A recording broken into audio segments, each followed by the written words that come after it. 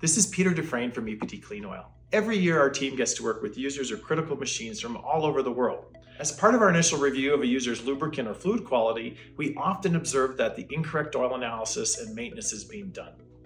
In some cases, it's not uncommon to observe oil quality that is 500% above specification. What is most surprising to me is that users are often completely unaware of this gap. If you have leftover budget money this year, consider using it to add EPT Clean Oil's lubricant, testing, and maintenance programs to your critical machines for 2025.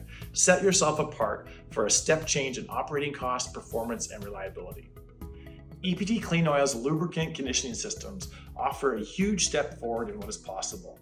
Unlike conventional approaches that only remove solid contamination, our SVR systems manage the chemistry of your lubricants.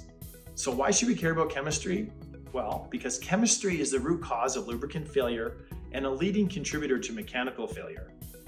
Currently, this process is completely unmanaged, which impairs the performance of a lubricant, increases the life cycle cost to operate, and allows for mechanical failure to occur. Again, consider adding EPT Clean Oil's testing and maintenance programs to your machines now, and let us work together to achieve a better and more cost-effective future. Thank you.